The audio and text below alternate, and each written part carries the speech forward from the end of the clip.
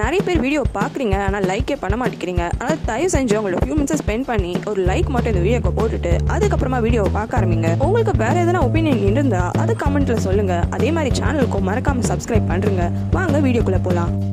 யூனா அவளோட வீட்டில் அவளோட ரூமில் பெயிண்டிங் பண்ணிட்டு இருக்கா. அப்போ அவளோட ஃபோனுக்கு ஒரு மெசேஜ் வருது.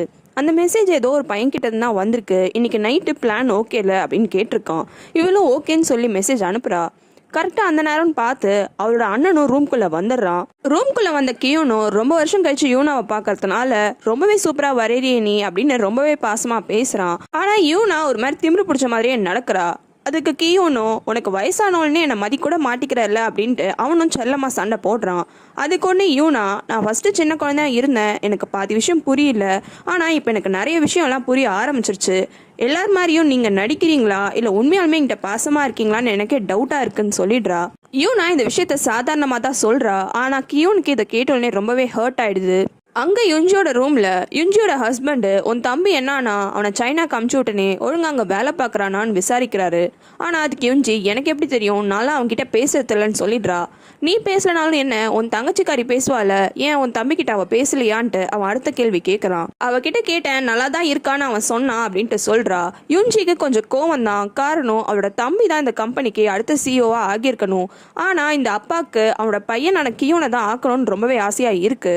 எல்லாரும் தூங்க போயிடுறாங்க. மொத்த வீடுமே அமைதியா இருக்கு. அப்ப திடீர்னு யூனா தூங்கி ஏஞ்சு வீட்டுக்கு பின்னாடி இருக்க செவுரு மேல ஏறி இறங்குறா. கரெக்டா அவளோட சைக்கிளும் அங்க ரெடியா இருக்கு.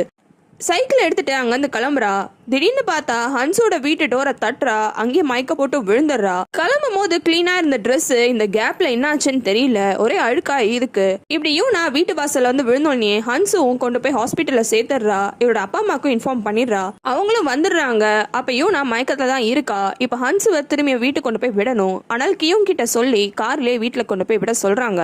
அப்போ போகிற வழியில் கியூனும் என்னாச்சுன்னு விசாரிக்கிறான். அதுக்கு ஹன்ஸு எனக்கும் தெரியல, திடீர்னு வீட்டு டோரை தட்டினா, நான் ஓப்பன் பண்ணி பார்த்தேன், ஆனால் அவள் ஹைஜீன்னு சொல்லிட்டு அந்த பழைய டிராயிங் டீச்சரோட பேரை சொல்லி மயக்க போட்டுட்டா அப்படின்ட்டு சொல்கிறா. இது கேட்டோன்னே கியூனோட மூஞ்சும் மாறுது. உங்களுக்கு யாருன்னா தெரியுமா ஹைஜீன்ட்டு ஹன்ஸு விசாரிக்கிறா. ஆனால் அவனுக்கு தெரியும் போல, தெரியாது அப்படின்ட்டு சொல்லிடுறான். அதே மாதிரி ஹன்ஸோட வீடும் வந்துடுது. இதோ இங்க தான் அப்படின்ட்டு ஹன்ஸு இறங்க போறா. இங்கேயா நீங்க தங்கியிருக்கீங்கன்னு அவன் திரும்பியும் கேட்குறான். இதனால ஹன்ஸுக்கு டவுட் வருது.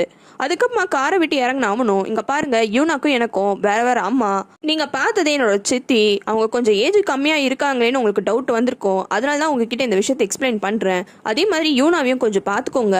இப்படி இவன் பாசமா பேசுறத கேட்ட ஹன்ஸுவும் நீங்க ஒரு நல்ல அண்ணான்னு சொல்லிட்டு அவளோட வீட்டுக்கு கிளம்பிடுறா. ஊர்ல இன்னொன்னு ஒரு பக்கம் யூனோட ஃப்ரெண்டு அந்த பாவுன்ற பையன் வீட்டுக்கு வரான். வந்தவன் உடம்பு ஃபுல்லா அடியோட வந்திருக்கான். பாவு ஒரு ஸ்பெஷல் சைல்டு. அவன் இருக்கிறத விட இந்த வாட்டி ரொம்ப மோசமா பிஹேவ் பண்றான். பாவோட அப்பாவும் வந்து என்னாச்சு உனக்கு சொல்லுன்ட்டு கேக்குறாரு. ஆனா பாவு அவனோட அப்பாவே பிடிச்சி அடிக்க ஆரம்பிச்சிடுறான். யூனா மயக்கத்துல இருந்து எழுந்துடுறா. ஆனா அவளை யாரோ அட்டாக் பண்ணிட்டாங்க. அதனால யாருன்னு விசாரிக்கிறதுக்காக பார்க்கு தான் வரான். வந்த பார்க்கும் யூனா கிட்ட நைட்டு 1 மணிக்கு எதுக்கு வீட்டை விட்டு வெளியில போனன்னு கேக்குறான். அதுக்கு யுஞ்சி பதில் சொல்றா, அவ படிக்கிறதே இல்ல, எப்ப பார்த்தாலும் கேம் விளையாடுறான்னு அவளோட கம்ப்யூட்டர்ல நாங்க வாங்கி வச்சிட்டோம். அதனால 1 மணிக்கா இங்க கம்ப்யூட்டர் சென்டர் போகிறதுக்காக சைக்கிள்ல போயிருக்கா. உடனே யூனாவும் ஆமா. அப்படி போகும்போது திடீர்னு கருப்பு கலர் ட்ரெஸ் போட்டு ஒரு ஆள் வந்தான். பின்னாடில இருந்து என்ன பிடிச்சி இழுத்தான். ஒரு பிரிட்ஜு கடியில வேற என்ன கூட்டிட்டு போக ட்ரை பண்ணான். அவங்க கிட்ட இருந்தா நான் சண்டை போட்டு அப்படியே ஓட ஆரம்பிச்சிட்டேன். அப்பதான் என்னோட கிளாஸ் டீச்சரோட வீடு எனக்கு ஞாபகத்துக்கு வந்தது. அதனாலதான் நான் அங்க போயிட்டேன் டைரக்டா அப்படின்ட்டு சொல்றா. யூனா சொல்ற இந்த கதை எல்லாமே போய் தான். இந்த விஷயம் யூஞ்சிக்கும் தெரியுது. ஆனா அவ எதுவுமே சொல்லாம சைலண்டா இருக்கா. இவ இப்படி சொல்றத கேட்டு ஹன்ஸுவே கொஞ்சம் யோசிக்க ஆரம்பிச்சிடறா, எப்படி இந்த பொண்ணுக்கு நம்ம வீடு தெரியும்னு. ஆனா இந்த கதை பார்க்குக்கு எந்த டவுட்டும் கொண்டு வரல. ஆனாலும் அவன் வெறும் கதையை மட்டும் கேட்டு தெரிஞ்சுக்கிறான். பார்க்கும் அதுக்கப்புறமா விசாரிச்சுட்டு வெளியில வரான். வெளியில வந்த பார்க்கு கிட்ட ஹன்ஸுவே கேட்டுடுறா, யூனா சொன்ன விஷயம் எல்லாமே நீ நம்புறியான்ட்டு. அதுக்கு பார்க்கும் சின்ன பொண்ணு பொய்யா சொல்ல போறா, பயத்துல எதனா உளறி இருப்பா, மற்றபடி மோஸ்டா எல்லா இன்ஃபர்மேஷனுமே கரெக்டா தான் இருக்கும்னு சொல்றான். இவங்க இப்படி பேசிட்டு இருக்கும் போது கரெக்டா யூனாவோட அப்பாவும் அங்க வந்துடுறாரு. வந்த அப்பாவும் பெரிய ஆளுன்றதுனால இங்க பார்ப்பா, ஒழுங்கா யார் அது ஏன் போன அட்டாக் பண்ணானோ அவனை பிடிச்சி ஒழுங்கா கொண்டு வந்து ஜெயில போடுங்கன்ட்டு மிரட்டிட்டு போயிடுறாரு. யூனோட அப்பா பெரிய ஆளு, அதுவும் யூனாக்கு வேற அட்டாக் நடந்ததுனால உடனே பார்க்கும் அவனோட ஹெட் ஆஃபீஸரும் போய் அந்த பிரிட்ஜு கடியில எதனா க்ளூ கிடைக்குமான்னு தேடுறாங்க. ஆனா அங்க அப்படி ஒரு சம்பவம் நடந்ததுக்கான எந்த அறிகுறியுமே இல்ல. அந்த ஹெட் ஆஃபீஸருக்கே டவுட் வந்துருது, இந்த பொண்ணு சொல்றதுல எனக்கு நம்புற மாதிரி இல்ல, எதுக்கும் ஒரு வாட்டி சிசிடிவி ரெக்கார்டிங்ஸ் எல்லாம் செக் பண்ணிக்கோ, அது மூலமா கூட நமக்கு என்ன க்ளூ கிடைக்க வாய்ப்பு இருக்குன்னு சொல்றான். ஸ்கூலுக்கு போன ஹன்ஸுவும் முதல்ல போயிட்டு அந்த டிராயிங் டீச்சரை மீட் பண்றா. மீட் பண்ணவ, உங்களுக்கு முன்னாடி இங்க ஹைஜின் ஒரு டிராயிங் டீச்சர் இருந்தாங்களாமே, அவங்கள பத்தி எதனா தெரியுமா அப்படின்ட்டு கேக்குறா. அவங்களையா எனக்கு நல்லாவே தெரியும். பக்கத்து ஊர்ல ஒரு அகாடமி இருக்கு. அந்த ஆர்ட் அகாடமில தான் நாங்க 2 பேருமே ஒன்னா படிச்சோம் அப்படின்ட்டு சொல்றான். எப்பவுமே ஹன்சுவை ஒரு மாதிரி பார்த்துட்டு இருந்தவன் இந்த வாட்டி ஹன்சு கிட்ட நல்லாவே பேசுறான். பாவு ரொம்ப மோசமா பிஹேவ் பண்றதுனால பாவோட அப்பாவும் உடனே அந்த மெடிக்கல் ஷாப்க்கு தான் போறாரு. போனவரு பாவுக்கு என்னாச்சுன்னே தெரியல, நைட்டு போனவன் ஒரு மாதிரி பிஹேவ் பண்றான் அப்படின்ட்டு சொல்றாரு. உடனே இந்த மெடிக்கல் ஷாப் லேடியும் பாவுவை பாக்குறதுக்காக போறா. வீட்டுக்கு போனா பாவு அங்க இருக்கிற எல்லா புக்ஸையும் பிச்சு போட்டுட்டு இருக்கான். ரொம்பவே பயத்துல இருக்கான். இவளும் கிட்ட போயிட்டு என்னாச்சு நேற்றுக்கு நைட்டு அப்படின்ட்டு விசாரிக்கிறா. இந்த மெடிக்கல் ஷாப் லேடிக்கும் தெரிஞ்சிருக்கு யூனாவும் பாவும் பெஸ்ட் ஃப்ரெண்ட்ஸ்ன்னு. ஆனால் நேற்றுக்கு நைட்டு யூனா கூட எங்கன்னா வெளியில போனியா அப்படின்ட்டு கேட்குறா. ஆனா பாவு அதுக்கு பதில் சொல்லாம ஹைஜீன் டீச்சர் உண்மையாலுமே இறந்து போயிட்டாங்களா, எப்படி இறந்தாங்க அப்படின்ட்டு கேட்குறான். மெடிக்கல் ஷாப் லேடியால இதுக்கு எந்த பதிலும் சொல்ல முடியல. பாவோட அப்பாவும் பாவுக்கு என்னாச்சு, எதனா பிரச்சனையா அப்படின்ட்டு கேட்குறாரு. அதுக்கு மெடிக்கல் ஷாப் லேடியும் இல்லை இப்போ கொடுக்குற மாத்திரை எல்லாத்தையும் நம்ம கொஞ்சம் மாற்றிட்டோன்னா அவனுக்கு சரியாயிடும்னு நான் நினைக்கிறேன், நானே உங்களுக்கு மாத்திரை எல்லாத்தையும் தரேன்னு சொல்லிடுறா. யூனாவை டிஸ்சார்ஜ் பண்ணி திரும்பி வீட்டுக்கு கூட்டிட்டு போறா யூன்ஜி. அப்ப வாசல்லே பாட்டியும் இருக்காங்க. அந்த பாட்டிக்கு ஏற்கனவே இவங்களை பிடிக்காது. இதுல யூனா வேற நைட்டு வீட்டை விட்டு போய் இப்படி பண்ணதுனால இன்னுமே மோசமா திட்டுறாங்க. இப்படி பொண்ணு வீட்டை விட்டு வெளியில போயிருக்கா, அவ வெளியில போனது கூட தெரியாம உனக்கு என்ன அப்படி தூக்கம் இருக்குன்னு யுன்ஜியும் செமையா திட்டுறாங்க. யுன்ஜியும் சாரின்னு ரொம்பவே மன்னிப்பு கேட்கறா. இப்படி அவ பண்ணதுக்காக யுன்ஜி மன்னிப்பு கேட்கறத பார்த்தோன்னே யூனாக்கு ரொம்பவே கோவம் வந்துருது. உடனே அவளும் கோவமா, பாட்டி நேற்றுக்கு உங்க ரூம் வாசல தான் நான் விழுந்த போது அவ்வளோ சத்தம் ஆச்சு, நான் வேற பயந்துட்டேன், நம்ம வேற வீட்டை விட்டு வெளில போறோம், பாட்டி வேற வெளில வந்துட போறாங்கன்ட்டு. ஆனா நீங்க அப்படி கொரட்டை விட்டு தூங்கிட்டு இருந்தீங்க. உங்க ரூம் வாசல்ல அவ்வளோ சவுண்டு கேக்குது, யாரு என்ன ஆச்சுன்னு வந்து நீங்க பாக்கல, உங்களுக்கு உங்க பேத்தி மேல அக்கறையே இல்லையான்ட்டு எதிர்த்து பேசிடுறா. இதுக்கும் அந்த பாட்டி யுன்ஜியை தான் திட்டுறாங்க. ஏற்கனவே இந்த வீட்டுல எனக்கு சுத்தமா மரியாதை இல்ல, இதுல இவ வேற இப்படி எல்லாம் பண்றாளேன்னு யுன்ஜியை ரொம்ப கோவப்பட்டு யூனாவை அடிச்சிடுறா. ரூமுக்கும் போக சொல்லிடுறா. மெடிக்கல் ஷாப்ல அந்த மெடிக்கல் ஷாப் லேடி பாவு சொன்ன விஷயத்தை தான் யோசிச்சுட்டே இருக்கா. அப்பதான் அவளுக்கு இன்னொரு விஷயம் ஞாபகத்துக்கு வருது. ஒரு வாட்டி ஹைஜீன் கூட அவ பேசிட்டு இருக்கும் போது ஹைஜீன் சொல்லிருப்பா, எனக்கு மட்டும் எதனா ஆயிடுச்சுன்னா பசங்களுக்கு கண்டிப்பா தெரியும், நான் அவங்க கூட சேர்ந்து ஒரு டைம் கேப்சியூல் பண்ணிருக்கேன், அந்த பாக்ஸ்குள்ள தான் அந்த சீக்ரெட் வச்சிருக்கேன்ட்டு சொல்லிருப்பா. இப்ப இந்த விஷயம் தான் இந்த மெடிக்கல் ஷாப் லேடிக்கும் ஞாபகத்துக்கு வருது. ஹன்சோ அவளோட பில்டிங் ஓனரை மீட் பண்ணி எனக்கு முன்னாடி என்னோட ரூம்ல யாரு வாடகைக்கு இருந்தான்ற விஷயத்த விசாரிக்கிறா. அதுக்கு அவரு, நானே புது ஆள்மா, எனக்கு யார் இருந்தாலும் தெரியாது, ஆனா அவங்க பல மாசமா ரெண்ட் கட்டாததுனால தான் அந்த ரூம் வேக்கண்ட் ஆகியிருக்கு, இது சின்ன ஊரு, பல பேர் வருவாங்க போவாங்க, அதனால அவ்வளவா யாரும் கண்டுக்கலாம் மாட்டாங்க, இருந்தாலும் நீ கேட்குற இரு நான் ரெக்கார்ட்லாம் பார்த்து சொல்றேன்னு அவர் ரெக்கார்ட்ஸ்லாம் பார்க்குறாரு. பார்த்தவரும் ஹன்சு கிட்ட, உனக்கு முன்னாடி இந்த ரூம்ல இருந்தது ஒரு பொண்ணு தான், அந்த பொண்ணோட பேரு ஹைஜீன்னு சொல்றாரு. இதை கேட்டு ஹன்சு ரொம்பவே ஷாக் ஆகுறா. அடுத்து ஒரு டீனேஜ் பொண்ணை காமிக்கிறாங்க. இந்த பொண்ணு மேக்கப்லாம் போட்டு ரெடியாகி ஒரு பார்ட்டிக்கு போகிறதுக்காக கிளம்புறா.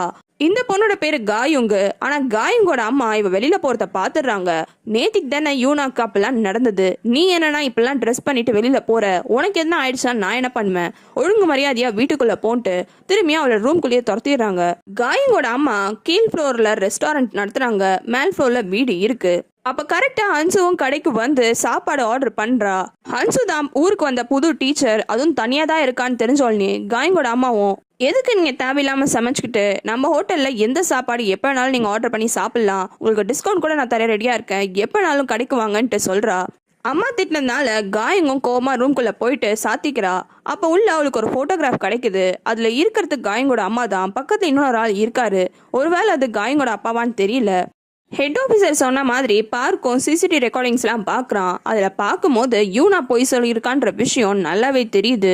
யூனா தான் அவளோட சைக்கிளை கீழே போட்டுட்டு அவளை தானா நடந்து போயிருக்கா. அவளை யாரும் பின்னாடி முன்னாடி எங்குமே வந்து அட்டாக்கும் பண்ணல. அடுத்த ஸ்கூல்ல யூனாவை ஹன்சு கூப்பிடுறா. நீ கொஞ்ச நாள் லீவ் போடுறதுனால உனக்கு அசைன்மெண்ட் தர முடியல, கண்டிப்பா இந்த அசைன்மெண்ட்டை பண்ணிடுன்னு அலாட் பண்றா. அதுக்கப்புறமா உனக்கு எப்படி என்னோட வீடு தெரிஞ்சது அப்படின்ட்டு கேட்குறா.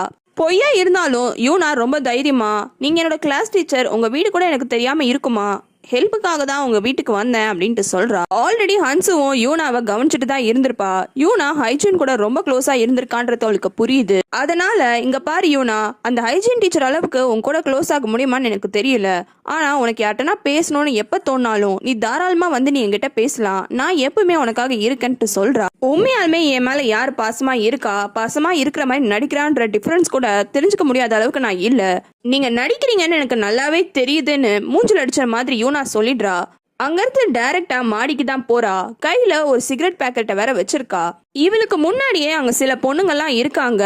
அந்த காயங்கும் அவளோட கேங்கும் தான். காயுங்க யூனாவோட பெரிய கிளாஸ்ல படிக்கிறா.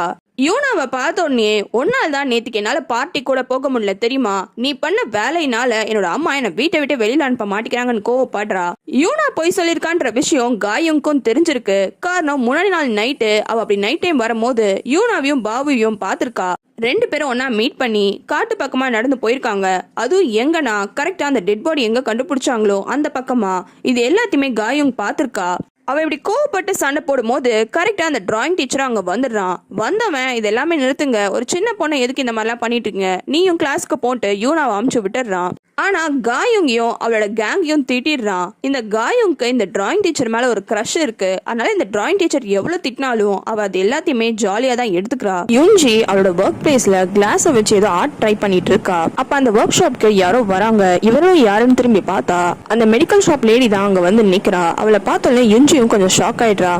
உங்களுக்கு வேற சீரிஸ் பார்க்கணும்னா கமெண்ட்ல சொல்லுங்க.